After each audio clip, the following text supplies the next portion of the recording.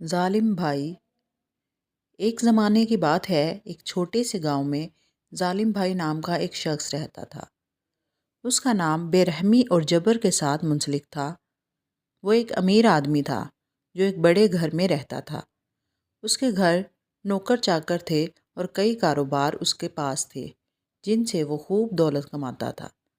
باوجود اس کے کہ وہ مالدار تھا، ظالم بھائی کو گاؤں کے غریبوں اور بے بس لوگوں کے ساتھ اپنے ظلم کی وجہ سے جانا جاتا تھا۔ ظالم بھائی کے پاس گاؤں کی زیادہ تر زمین تھی اور گاؤں والے اس کی زمین پر کم اجرت پر کام کرتے تھے۔ وہ اکثر ان کا استحصال کرتا، انہیں ان کی محنت کے مطابق اجرت نہیں دیتا اور ان سے طویل گھنٹوں تک سخت محنت کرواتا۔ اگر کوئی گاؤں والا اجرت میں اضافے کی درخواست کرتا یا بہتر حالات کی بات کرتا تو اسے سخت سزا دی جاتی۔ ایک دن احمد نام کا ایک غریب کسان ظالم بھائی کے پاس آیا اور عاجزی کے ساتھ درخواست کی۔ وہ کئی سالوں سے اس کی زمین پر کام کر رہا تھا اور اس کا ایک چھوٹا سا خاندان تھا جسے کھانا کھلانا مشکل ہو رہا تھا۔ احمد نے ظالم بھائی سے اجرت میں تھوڑی اضافے کی درخواست کی۔ ظالم بھائی نے ہمیشہ کی طرح بے رحمی سے انکار کیا اور احمد کا مذاق اڑایا، اسے سست اور ناشکرا قرار دیا۔ لیکن احمد نے ہمت نہیں ہاری۔ وہ گاؤں کے قریب ایک جنگل میں رہنے والے بزرگ اور دانا شخص بابا فتح کے پاس گیا۔ بابا فتح کو اپنی حکمت اور مہربانی کے لیے جانا جاتا تھا اور گاؤں کے لوگ ان سے مشورہ لینے آتے تھے۔ احمد نے بابا فتح کو اپنی پریشانی بتائی اور مدد کی درخواست کی۔ بابا فتح نے صبر سے سنا اور پھر اسے ایک سادہ سی نصیحت دی۔ تمہیں ظالم بھائی سے لڑائی یا تشدد کے ذریعے جیتنے کی ضرورت نہیں ہے، اس کو مہربانی اور صبر کے ذریعے دکھاؤ۔ کبھی کبھار نرم الفاظ سخت عمل سے زیادہ اثر انداز ہوتے ہیں۔ احمد امید کے ساتھ واپس گاؤں آیا۔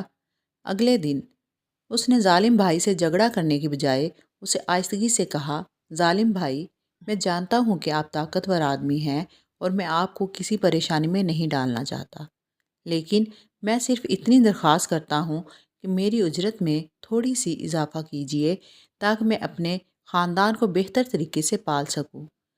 اگر آپ مجھے مدد دے سکیں تو میں ہمیشہ شکر گزار رہوں گا۔ ظالم بھائی حیران ہو کر خاموش ہو گیا۔ وہ لوگوں کو ہمیشہ دعا کرنے یا لڑنے کے لیے دیکھتا تھا، لیکن کبھی کسی نے اس سے اتنی مہذب اور عاجزانہ بات نہیں کی تھی۔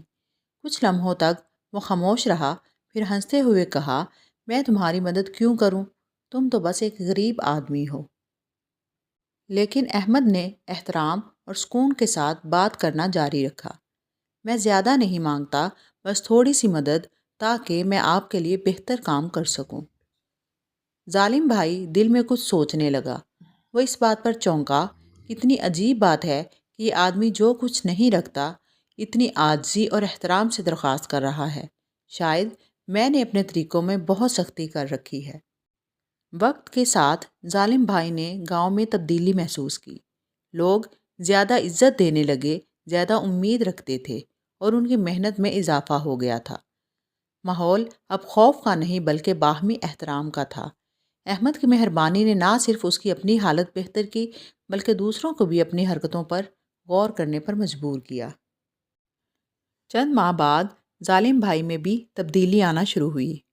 وہ لوگوں کے ساتھ زیادہ عزت سے پیش آنے لگا اور انہیں مناسب اجرت دینے لگا اور اپنی بے رحمی کم کر دی۔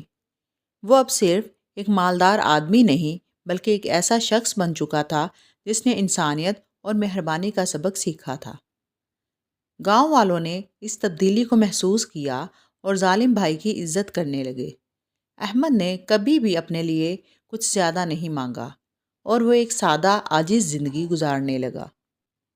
اخلاقی سبق: مہربانی اور صبر کے ذریعے آپ حتیٰ کہ سب سے سخت دلوں کو بھی بدل سکتے ہیں۔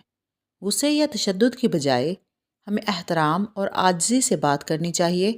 ہمدردی اور سمجھ بوجھ کے ذریعے ہم لوگوں اور حالات میں مثبت تبدیلی لا سکتے ہیں۔